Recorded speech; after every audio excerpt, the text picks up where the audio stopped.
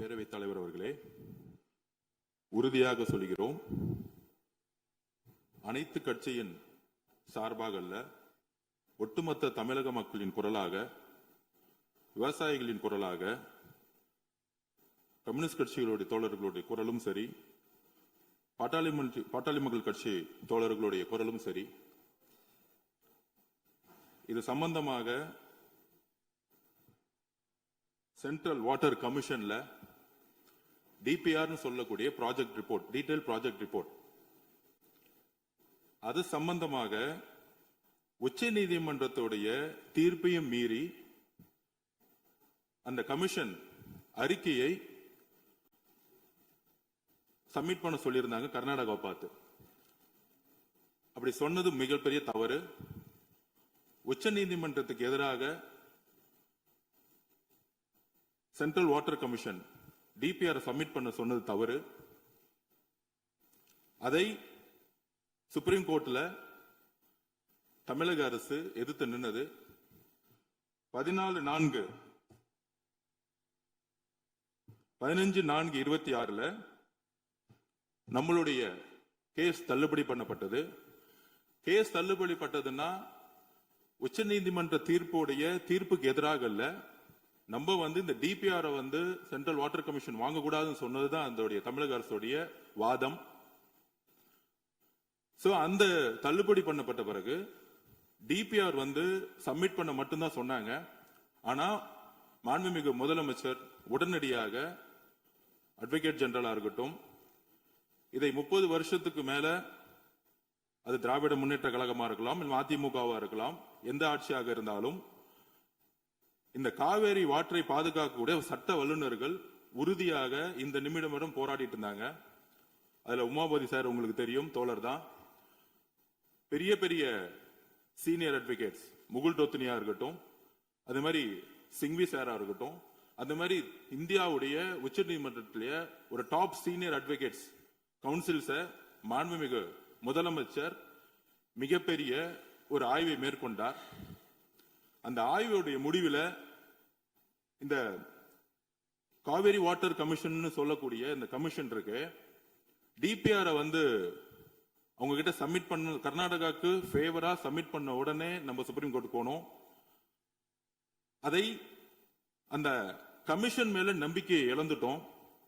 அப்ப seniors advocates councils என்ன சொன்னாங்கன்னா, உச்ச நீதிமன்றம் 2018 என்ன தீர்ப்பு கொடுத்ததோ அந்த தீர்ப்பு பாதிக்கப்படக்கூடாது. கம்யூனிஸ்ட் தோழர்கள் சொன்ன மாதிரி, விவசாய சங்கங்கள் சொன்ன மாதிரி.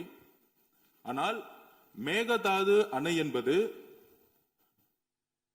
வாட்டர் ரிசர்வேஷன், அதாவது பங்கீடுக்கும் மேகதாது அணைக்கும் சம்பந்தம் இல்லைன்னு கர்நாடகா சொல்லிட்டு இருக்கிறாங்க. ஆனால் மேகதாது அணை கட்டும் பொழுது அதுவும் பெங்களூர்ல ட்ரிங்கிங் வாட்டர்னு அவங்க சொல்றாங்க, அதாவது குடி தண்ணீருக்காக நாங்க கட்டணும்னு சொல்றாங்க. அது ஒரு சட்ட சிக்கல் நிறைந்தது. முன்னாடி விவசாயிகளுக்கு தண்ணி வேணும்னு சொன்னாங்க. ஆனா இந்த டீடைல் ப்ராஜெக்ட் ரிப்போர்ட் படி குடி தண்ணீருக்கு வேணுங்கிற ஒரு சட்ட சிக்கலை ஏற்படுத்துறது போல இந்த அணையை கட்டுறதுக்கு, மக்களுடைய குடி தண்ணீருக்குன்னு சொல்ல ஒரு அணை கட்ட முற்படுறாங்க. இது ரெண்டு விஷயமா பார்க்கணும். ஒன்னு சட்ட சிக்கல் நிறைந்தது. அப்படி சட்ட சிக்கல் நிறைந்து அவங்க சுப்ரீம் கோர்ட்ல டீடைல் ப்ராஜெக்ட் ரிப்போர்ட்டை காவிரி வாட்டர் கமிஷன்ல சப்மிட் பண்ணணும் அலோ பண்ணும் பொழுது முற்றிலுமாக நம்ம காவிரி வாட்டர் கமிஷன் நம்ம நம்பிக்கை இழந்திருக்கோம். ஏன்னா சுப்ரீம் கோர்ட் ஆர்டர் படி அவங்க கொடுத்திருக்க கூடாது. உடனே மாண்பு முதலமைச்சருடைய சட்ட வல்லுநர்கள் சொன்னது என்னன்னா, இமிடியட்டாக இந்த கமிஷன் மீது நம்ம நம்பிக்கை இழந்துட்டோம்னு சொல்லிட்டு தண்ணியை பகிர்ந்து கொடுக்கக்கூடிய சப்ஜெக்ட்ங்கிறது தனி. அது உச்ச நீதிமன்றம் 2018 தெளிவாக சொல்லியிருக்காங்க. மேகதாது அணையில இந்த டிபிஐ ப்ராஜெக்ட் அலோ பண்ணக்கூடாது அப்படிங்கிறதுக்கு ஒரு ஆணையம் உருவாக்கணுங்கிறது இன்றல்ல. திராவிட முன்னேற்ற கழகம் ஆட்சியில சட்ட வல்லுநர்கள், அன்றைய இருந்த சட்ட வல்லுநர்கள் அண்ணன் சொன்னாரு, வில்சன் சொன்னாரு, வில்சன் சார் கோஆர்டினேட் பண்ணாரு. அப்ப முகுல் டோத்னி சார் தான் ஆர்குமெண்ட் பண்ணாரு. அதுக்கப்புறம் சிங்வி சார் உள்ள இருந்தாரு. அதுக்கப்புறம் உமாபதி சார் உங்களுக்கு தெரியும், அவரும் தோழர் தான். கிட்டத்தட்ட 30 வருஷமா அவர் தான் இந்த காவேரி சம்பந்தமாக பிரச்சனைகள்லாம் வரும் பொழுது அவர் தான் கடுமையாக போராடி பல்வேறு வெற்றிகளை கொடுத்ததுல முக்கியமான ஒரு எக்ஸ்பர்ட் அவரு.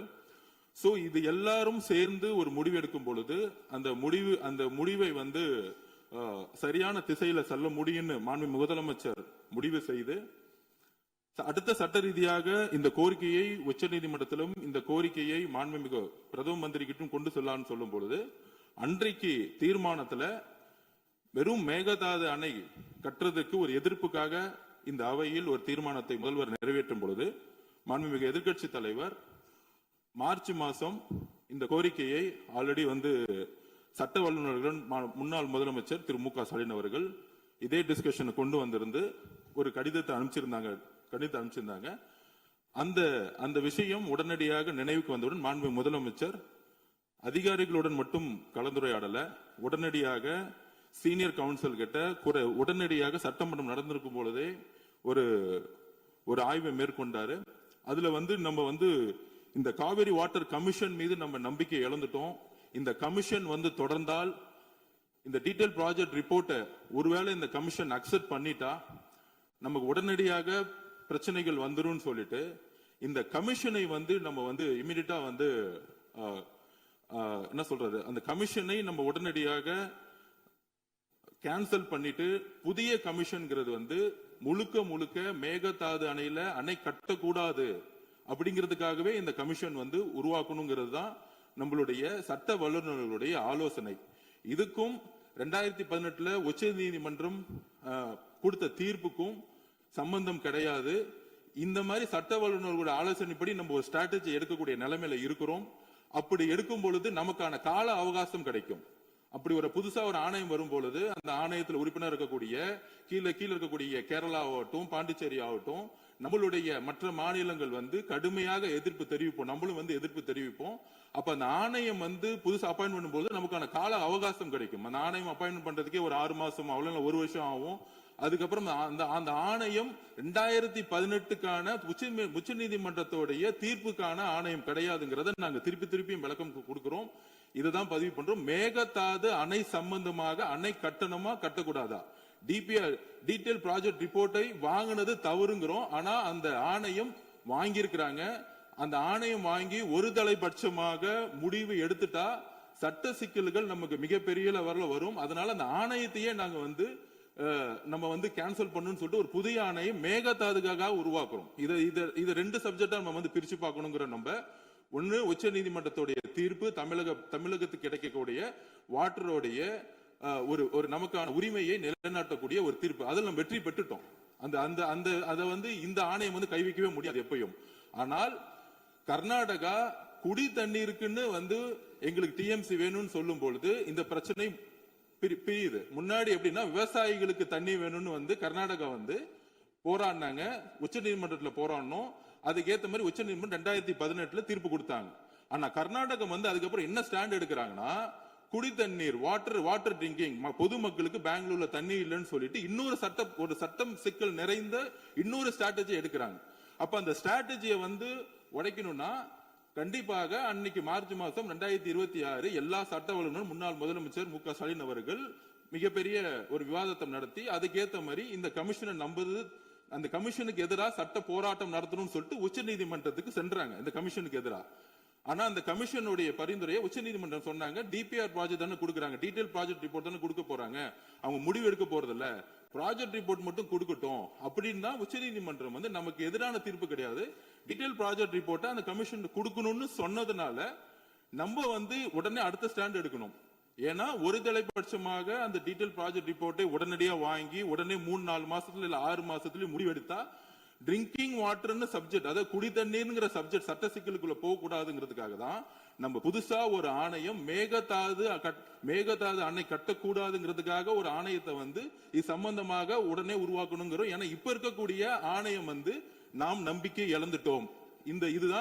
இதனாலதான் மாண்புமிகு எதிர்க்கட்சி தலைவரும் ஒரு ஆணையத்தை புதுசா உருவாக்குங்கிறது ஒரு உமாபதி சார் ஆகட்டும், சீனியர் அட்வொகேட் கவுன்சிலுடைய கடந்த 30-40 வருஷமா நம்மளுடைய விவசாயிகளுக்காக யாரெல்லாம் வந்து சட்ட ரீதியா சட்ட வல்லுநர்கள் போராடினாங்களோ அவங்களுடைய அறிவுரைப்படி மாண்புமிகு முதலமைச்சர் இந்த முடிவை எடுத்து இந்த சட்டசபையில மாண்புமிகு உறுப்பினர் தீர்மானத்தை திருத்தல் தீர்மானத்தை கொடுத்தோம். இதுதான் எங்களுடைய பதிவு. உறுதியாக நாங்கள் சொல்லுகிறோம், கம்யூனிஸ்ட் தோழர்கள் எங்களுக்கு தெரியும், உங்களுடைய பிரதிநிதித்துவம் எங்களுக்கு தெரியும். நம்மெல்லாம் ஒரே கூட்டணின்னு சொல்றதோட தமிழக மக்களுக்காக ஒரே இடத்தில் விவசாயிகளுக்காக எப்பொழுதும் நம்ம குரல் கொடுப்போம். அதை நாங்கள் உறுதியாக சொல்லுகிறோம். மாண்புமிகு முதலமைச்சர் உச்ச நீதிமன்ற தீர்ப்பின்படி நம்மளுடைய உரிமையை எப்பொழுதும் நிலைநாட்டுவார். இது ஒரு லீகல் ஸ்ட்ராட்டஜி அப்படிங்கறத நாங்க பதிவு பண்றோம். நன்றி. மாண்புமிகு பொதுப்பணித்துறை அமைச்சருடைய விளக்கம், அதே போன்று மாண்புமிகு நீர்வளத்துறை அமைச்சருடைய விளக்கமே போதுமானது என்று நான் கருதுகின்றேன். மேற்கொண்டு உறுப்பினர்கள் மேகதாது குறித்து அரசனுடைய தீர்மானம் ஏகமனதாக நிறைவேற்றப்பட்ட பிறகு மாண்புமிகு நீர்வளத்துறை அமைச்சரும் மாண்புமிகு பொதுத்துறை அமைச்சரும் விளக்கமான கருத்துக்களை எல்லாம் இங்கே சொல்லிய பிறகு விவாதம் தேவையில்லை என்று கருதுகின்றேன். நான் உறுப்பினர் காமராஜ் அவர்கள் பேசுங்க. நீங்க